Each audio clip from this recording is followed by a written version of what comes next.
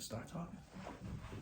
Hello. This is Ignacy and Portal Games. And this is the Podfather of Gaming, Stephen Bonacore. You are listening to Board Games Insider, episode 279, and we are recording this on June 4th, 2023, at the UK Games Expo. Ignacy and Stephen live together. Look, he's really here.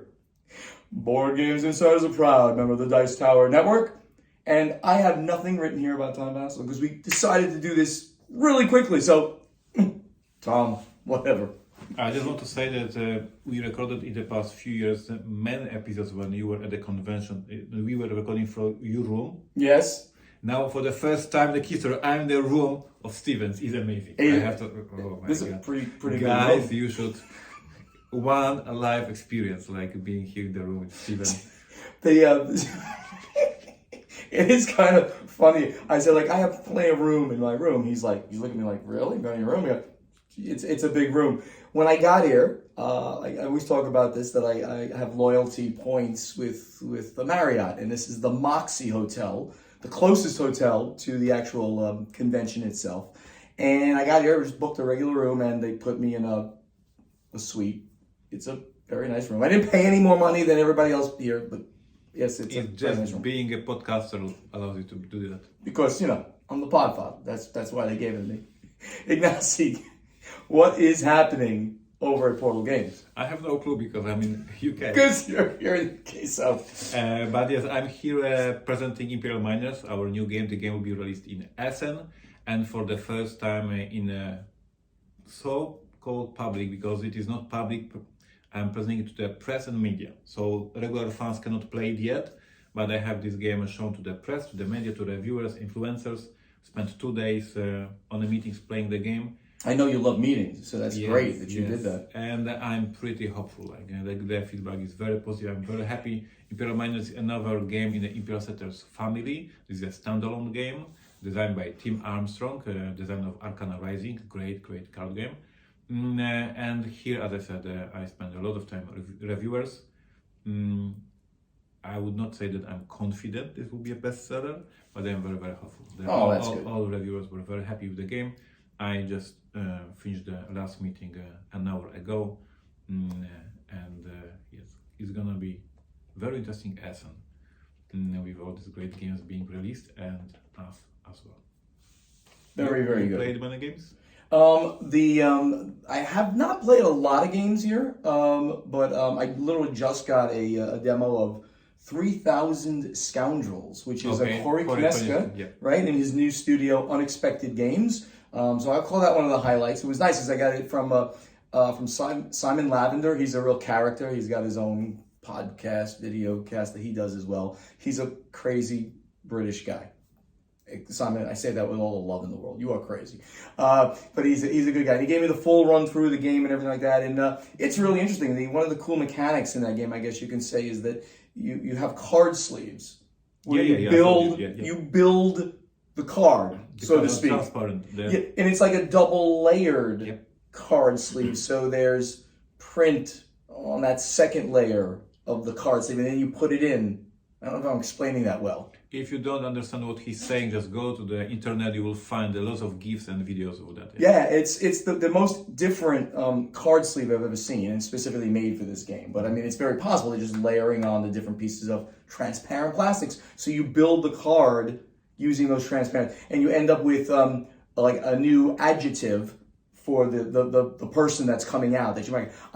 One of the people that came out in the little demo I had was a horse. Okay. But it was when I sleeved it, it was a obnoxious horse or a arrogant horse or something like that. So I'm like, I want that horse. That's a great horse. I couldn't afford the horse, so the horse ended up going to the glue factory. He died. Oh my God. But that was fun. But my biggest highlight of this convention is the prototype I played of course, I talked this game up so much, War of the Ring, the card game, the new expansion from Ares Games. First expansion. The new first expansion, not released yet, maybe Gen Con, definitely by Essen, called Against the Shadow. Okay. And with that expansion, you can do two things. You can play solo, cool. Okay. I'm not a solo gamer, so that is less cool, but I would have bought it anyway. But what you can do is you can play it in a cooperative manner. So the Shadow gets a bot, or two bots actually. There's two new decks, which are very similar to the original decks from the game, but now obviously keyed specifically to the way a bot would think or act or play. And they play in a very procedural manner. Like, so first you look at the actions on any of the cards that are in play, and then you do this, and then you do this. And then you take, as a player, you take an action the way you normally play. Your decks are the same as in the base game. You use those decks plus the new decks, and it played wonderfully. And I played with Alex Schmidt, the Chief Logistics and Sales Officer over at Stonemaier Games, one of my best friends. And he and I played. He's a big fan of the genre, and he's a big fan of the card game.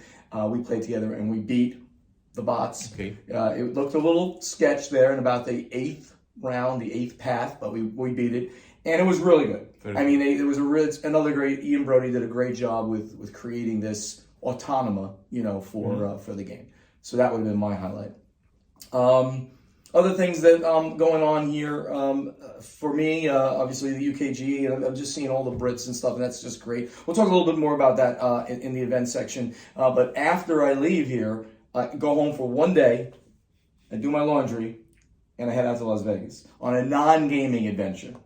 My brother does this annual trip out there with just the guys, and we do stupid things, probably drink too much, and we definitely gamble too much and stuff like that. And we eat too much, and we have a good time. So, and it just happened to be almost back to back with this. And I'm going to be thinking about. I've never had not very recently, like a 9-hour kind of jet lag. I'm going to fly back there, and then 3 more hours. Oh, my head's going to be spinning by the time I get there.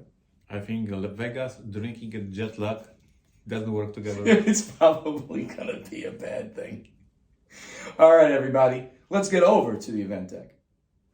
So we've been talking, of course, about the UKGE. That's the big news of the week, so to speak, because we're both here and we're both doing all kinds of things. And one of the things I wanted to bring up about this, because I bet a lot of our listeners, the Americans at least, have not been here, maybe some of the Europeans too, because if they're on the continent, maybe they haven't flown here. What kind of differences do you notice between, let's just say, American conventions and European conventions in general, but the one that people have the most knowledge around, of course, is the Spiel, in Essen. So what do you notice as differences? I don't see many differences from Essen.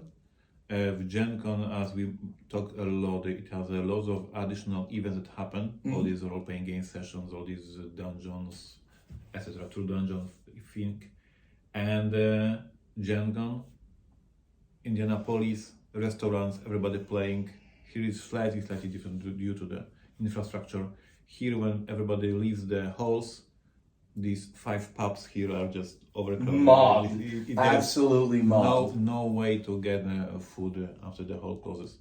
But at halls, I would say quite similar in my opinion. So that's kind of two different things you mentioned. Let's talk about like the actual convention itself. By the way, this area is called the NEC, which I think is National Exhibition Center. Is that what it's called? No, who knows? The NEC. That's what everybody says. And it's huge. It's tremendous. In fact, people say that this place is actually bigger than the Messe Essen, which is tremendous. Now, this is not as big an event as Essen Spiel. They use 2 halls out of 4, I think, here.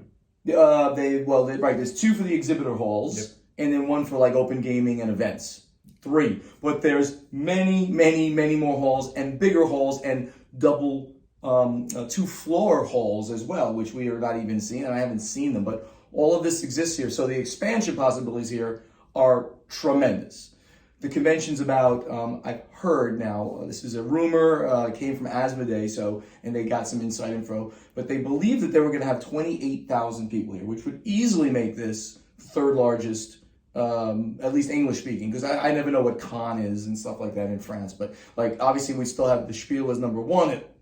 Something that, it's hard to count because they count it differently, turnstiles versus unique people, but they are probably 80,000+, and then we have Gen Con at around 70,000, and then we have this at, right, so let's just say 28 for now. PAX Unplugged, very big one in December in the US as well.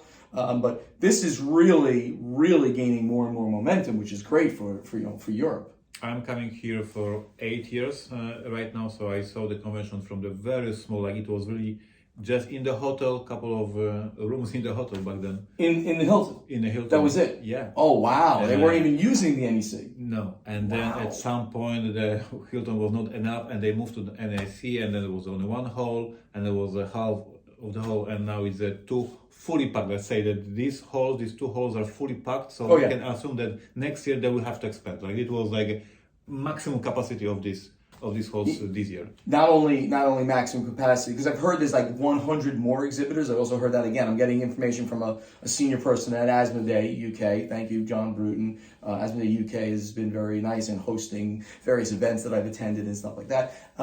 So I don't have these hard figures, but they look like huge expansion in the floor space year over year. Yep. And again, I have no. This is my first year here, so I have no frame of reference. All I can say, there's more people and more energy here than like in Origins, which has kind of had a couple of very bad years over the last little while, which is kind of sad.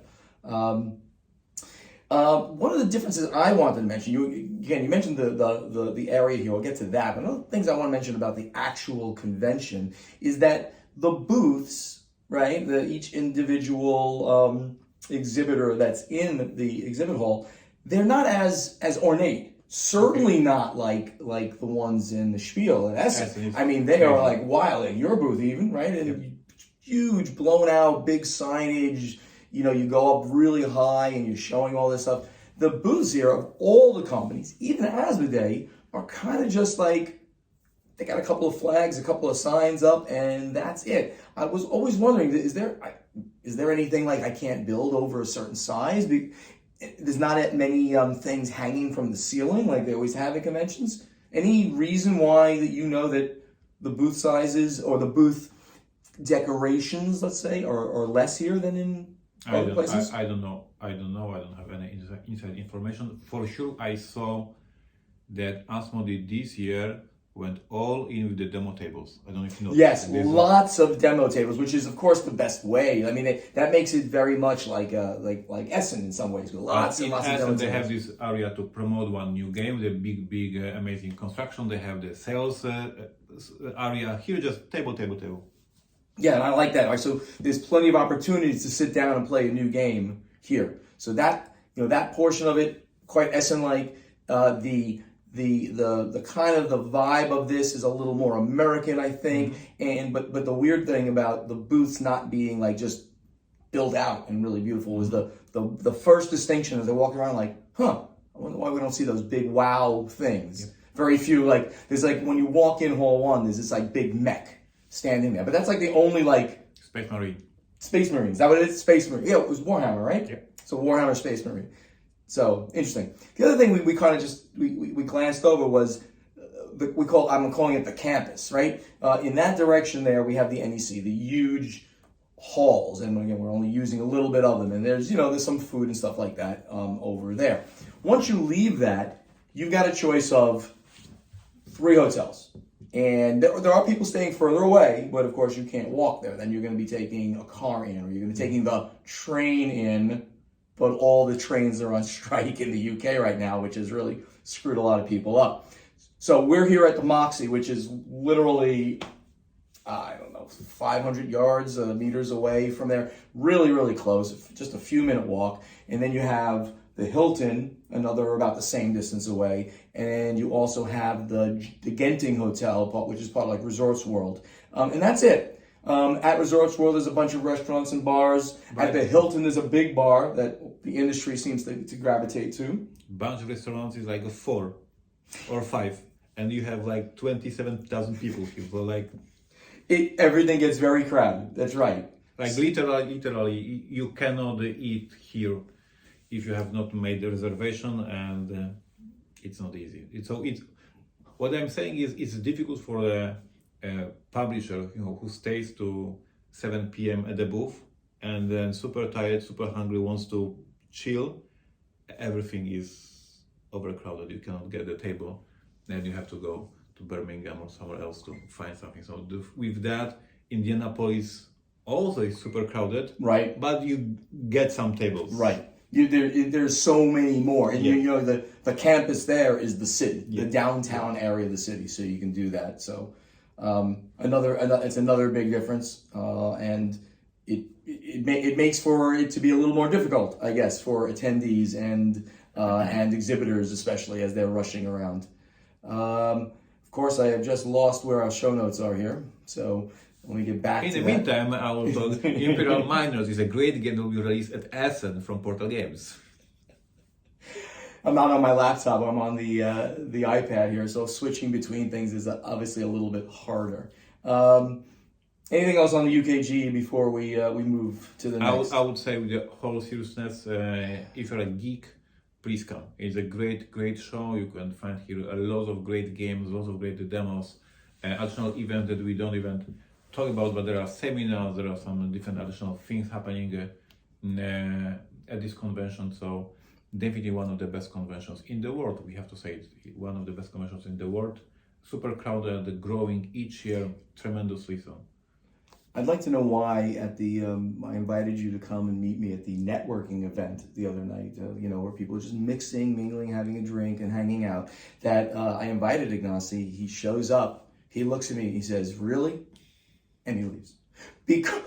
Why did you do that, Ignacy? Tell everybody. There was no tea? There was no tea for him to drink, but it was really crowded. And I know that's not your bag. A really crowded bar-like environment was not your thing. This is a perfect example of two of us with these different characters. But we love each other anyway. Steven was thriving in this environment, and for me it was like, no, this is not place for me. It was for sure it was a great event, but let's put it in the perspective. This is quite a big room, but it's like 100 or 150 people talking, drinking, discussing stuff. I don't feel well in such an environment, and I said thank you for invitation. See you tomorrow. Let's move on to the next thing. One of the things we didn't talk about in the last episode, which by the way is delayed. This will come out after that one, but the reason that was delayed was because we had an embargoed press announcement, which you'll hear. It is still not released? It's still not released because the news had to wait until Monday. Okay. And we are recording this on the Sunday before that'll drop, and this will drop after that. But I don't want to mention anything just in case something else happens. So anyway, you'll hear about some big news with embargoed press in episode 278. Go listen to that one too, with all three of us. Moving along. Part of the things we talked about in that last episode, besides the embargoed press release, was the Spiel des Jahres. We talked about the new nominee, but we forgot to mention the Kinderspiel des Jahres, the children's games of the year. And we want to touch on those. It was Carla Carmel, Gigamon, and Mysterium Kids, Captain Echo's Treasure. I mean, I always love checking out these games. Now, I haven't heard of any of these. I mean, Mysterium Kids obviously is some kind of riff on Mysterium, which is a really excellent ghost game of trying to read the intents of the ghosts in the game. Have you familiar with any of these children's games? I am not. My kids have now 20 years. They are 20 years old. But as we discussed even in the last episode after recording with Corey, each of these games is so good that with some drinks, adults can play them. Like this is so in so many cases, these kids games, these chosen, the nominated. If you have kids, just buy these games, and if you don't have kids but you have drinks, buy these games. So you're promoting having a drink of alcohol. No, as you just said. I think you just said that. I'm not against drinking. I just don't drink. There you go. So in other news, we went through, and now we had some very interesting bad news over at the Embracer Group, right? Embracer Group, parent company of Asmodee, that's how we know them. They had a news flash, and this was carried across all the financial news. Yes. I got this from Bloomberg Financial News, and it was that the Embracer stock had went down 45% in one day because they lost a $2 billion deal with some unknown counterparty. Now, let me read a little bit of this to give you perspective. So, Sweden's Embracer Group AB dropped as much as 41% on Wednesday afternoon after announcing that a groundbreaking strategic partnership, those were in quotes, over a period of 6 years would not materialize. The company said that it had received a negative outcome from the unnamed counterparty late on Tuesday night prior to the publication of fourth quarter results. By the way, Embracer is on a strange fiscal year where they start their fiscal year on April 1st, and then they run till the fourth quarter would then be the first quarter of the calendar year. It's a financial thing. We won't even go into why they do it, but they do that. So they were announcing their fourth quarter results, and with that they said, oh, and by the way, we lost a $2 billion deal. Not particularly good. Quote, we had a verbal commitment from a company we trust. We had no reason to question that verbal commitment, said Chief Executive Officer Lars Wingfors on a conference call. Like elsewhere in corporate Sweden, Embracer has been a prolific deal maker amid the era of zero interest rates and ever-rising stock markets. The company snapped up 110 studios over the period of 2 years, more than doubling its developer portfolio as part of an aggressive growth plan. In 2021, it brought Gearbox Software LLC in a $1.3 billion deal, and later it acquired French board game maker Asmodee in a $3 billion deal. So the most interesting thing about this is that who could it possibly have been that they lost a $2 billion deal? That to me is the biggest story of this. They couldn't say it, of course. And the number of companies it could be are pretty small number, right? I mean, could be a deal with Microsoft, could have been a deal with Apple, could have been a deal with Amazon. You know, these are the companies that would have made sense in those numbers. Now, they just announced the deal with Amazon, so it can't really be Amazon, right? They just announced that big deal with they're bringing an MMO, another online, massively multiplayer game in the Lord of the Rings universe, using some, and it's a deal with Asmodee to develop this thing, with Amazon, Asmodee and Amazon. So I doubt it's them. Some other electronic partnership with Microsoft, who's huge in the e-gaming space. I mean, anybody you want to postulate on there, Ignacy? Because I found it to be astonishing that this happened. It wasn't me. You don't have the $2 billion? So here's some of the, so it's funny, some of the speculations I actually went into one of the articles. This one was on Kotaku.com. And some of the ones that they brought up as maybes, and again, nobody knows who this could have been, but they threw out some ideas, like maybe it was Sony with its penchant for PS5 exclusives, one possibility. Microsoft, I just mentioned, which is in dire need of new blockbusters for Game Pass, is another, with Crystal Dynamics also currently involved in the first-party Xbox exclusive Perfect Dark. That's all under Microsoft, I guess. Some massive Chinese conglomerates like NetEase and Tencent, I've heard of Tencent before, might also fit the bill. Or maybe even a US tech giant like Amazon or Netflix. And I mentioned it doesn't make sense for Amazon, maybe Netflix. The Embracer just got the rights for Lord of the Rings and did a deal with Amazon. So why would it have been them backing out? So, all of this made me very excited. Business, love this stuff. And I want to find this out. So if anybody out there at Asmodee knows this and they want to just whisper in my ear, it'll be between us. No one ever will hear this, I promise. Well, I do promise. I would never tell somebody. They tell me in comments, but it is a very interesting story. We will follow up when we learn. if we learn and we're allowed to say it, we will follow up. All right, let's. We have plenty more news that we could do, but we're gonna abbreviate this episode a little bit. Ignacy and I have a secret meeting after this. Oh, we'll talk about that later. Let's get on to a short version of strategy and tactics. All right, the first thing we're going to mention here in strategy and tactics is we still have the contest running. How long it takes? How long does what take? The contest. How long will we run the contest? Yeah. I correct your English. How long will we run this contest? When it ends. When will the contest end? English is a very tough language, I agree. I don't know. We can end at any time. It's funny, I haven't checked to see how many new questions we got. But listen, guys, we need to give like urgency, like the guys. There's an urgency. Last few days. Why don't we? I don't know. We're on 179. We can say we'll end it on 185, like in 6 weeks. 6 weeks to come up with a question? Well, we're giving them. They have to get. Some people are going to want to do 3 questions. Wait, you think we should do it short, very urgent? Yeah. We can't do 280. No. All right, we'll come up with an answer next time, and we'll all agree it's got to be a certain thing. But in the meantime, there's 8 different prizes, and you can put up to 3, only up to 3. Don't cheat. We're gamers, we don't cheat. 3 questions in 3 separate posts. We'll read them when we get to it in the strategy and tactics segment. You can win games from the Portal Games catalog. You can. There's 2 of those, US and for the rest of the world, and then also a Podfather merchandise item from my new merch stuff.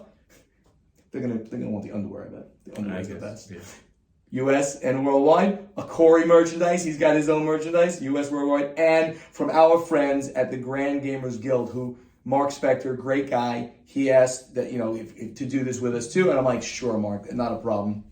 And he wants me to mention that, sponsored as well by Grand Gamers Guild with the hits Endeavor, Artemis, and the Holiday Hijinks game lines. And he was going to be giving away all 7 of those micro games in the Holiday Hijinks game line, 1 set to an American, 1 set to someone else around the world. So go put questions in our guild in this thread. Okay.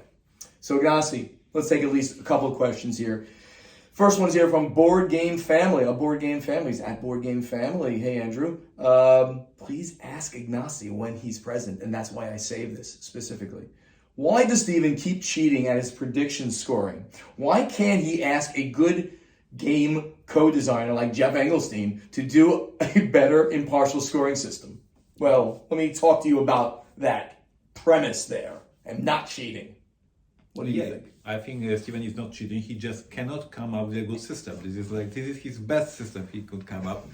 And this system don't award you for the good prediction. It just award you for knowing the stupid prediction is stupid. So yes, the next year we will play on my rules.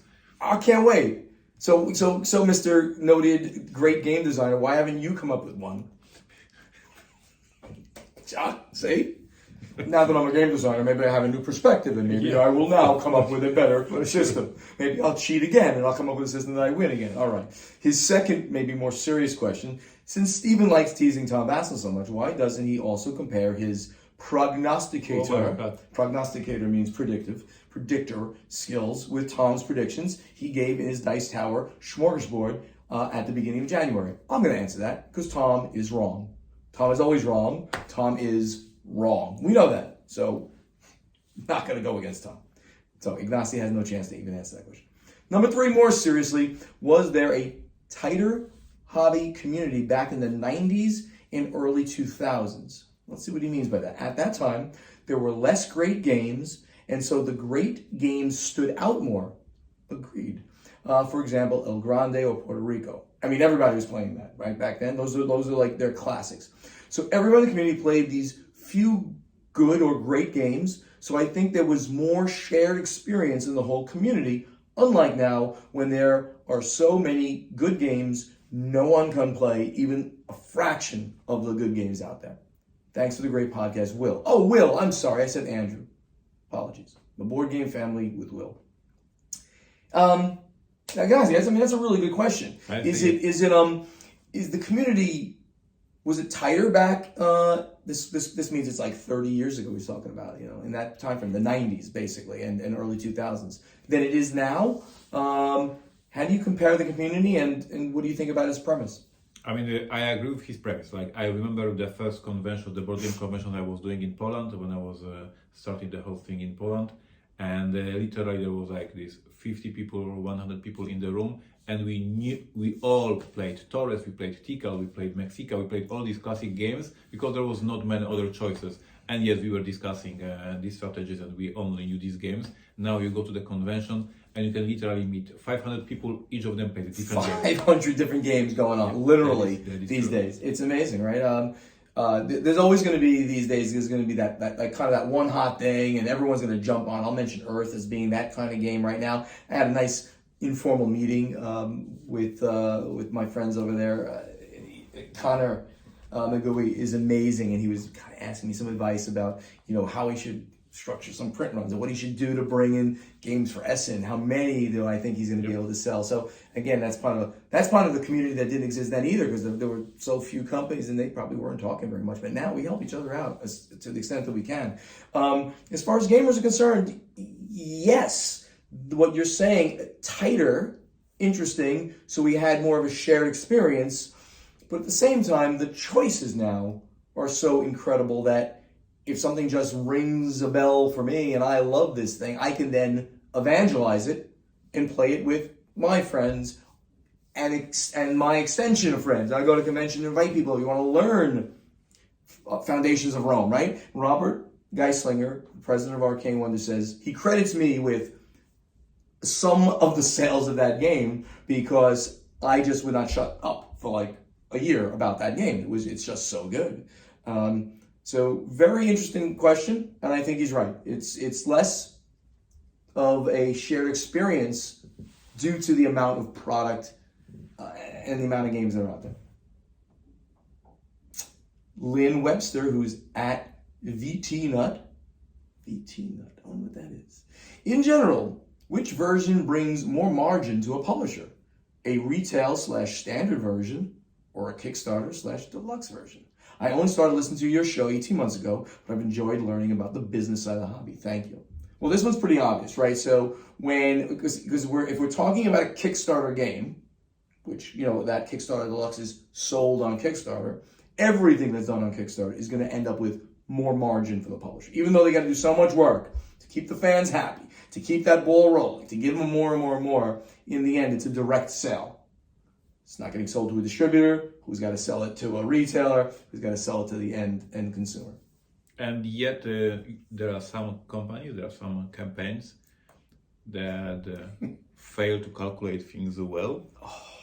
Especially back in the beginning. And then your margin is zero sometimes. Like you calculate it badly.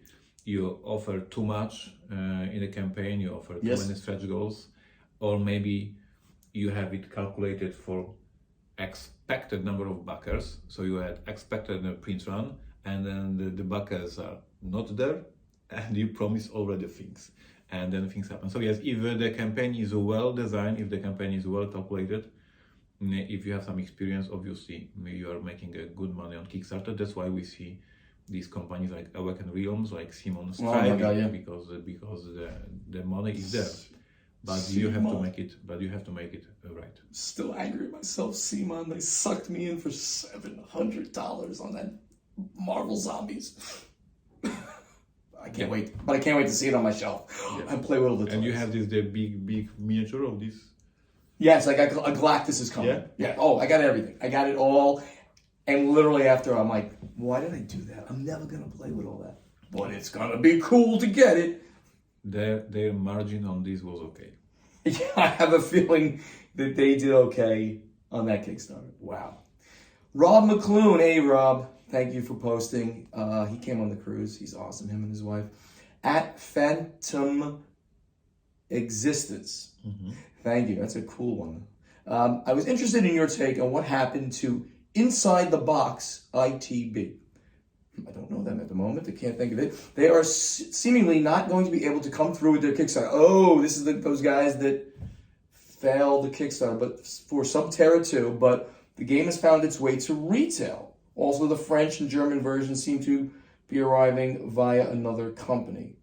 I'm going to have to pass on this, and maybe we can do some research, and maybe we get Corey, who knows everything about these little ins and outs. Maybe he can comment on it. Do you know about this? No. Okay. So we are going to pass.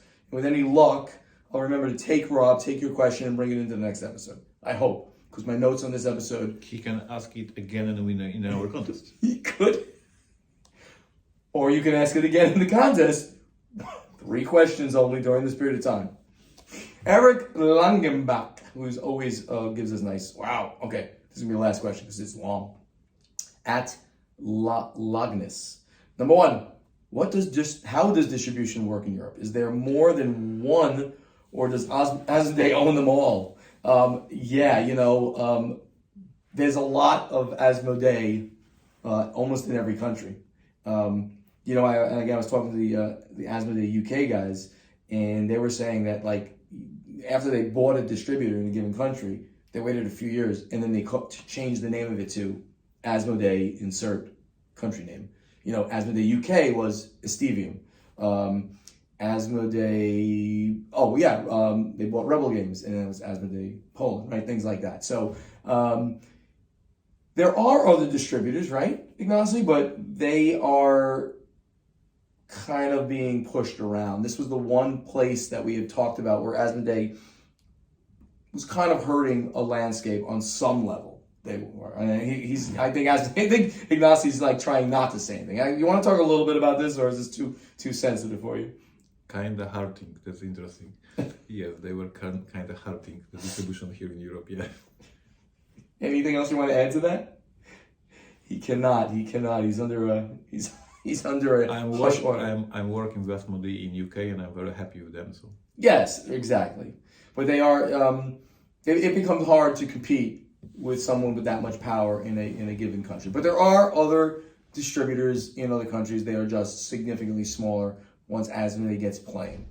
If an RPG publisher came to you and said, "We are making a lot of money. You'll get super rich if you can make an RPG out of an IP you own. If we can make an RPG out of IP, what IP game would you like it to be? And do you wish?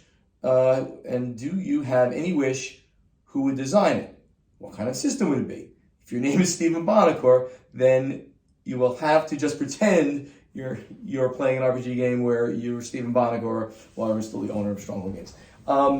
So have you ever had anybody, because you've published your own RPGs, have you ever had anybody come to you to try to get RPG licensing on any of your IPs? No, because my only IP that is actually mine and strong is Narushima, and we have Narushima role-playing game, so it is already done, yes. And for the other games that are famous for me, like Detective or Robinson Crusoe, actually there are no IPs that you want to buy IP. You cannot buy Robinson Crusoe. You can do role-playing game Robinson Crusoe without asking me for that.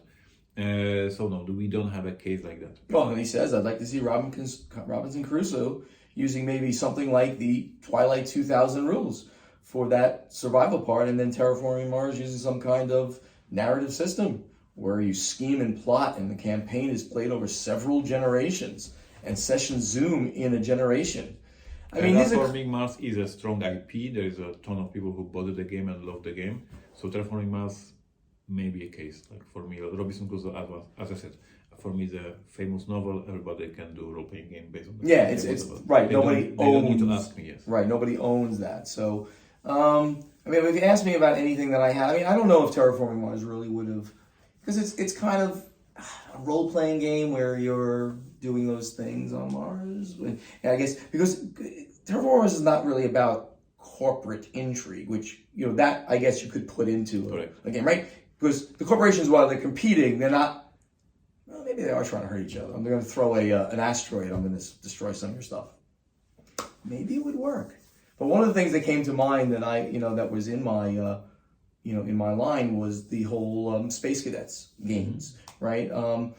Space Cadets games were set first in like the 60s Star Trek kind of universe. And then we did Space Cadets Away missions, and we kind of brought that back into the 50s, the science fiction campy with the brain in the jar and the evil leader with the big collared robe and stuff like that. I always thought that game didn't get enough love as a game, and then could make a very interesting narrative retro sci-fi game. So that would be my guess.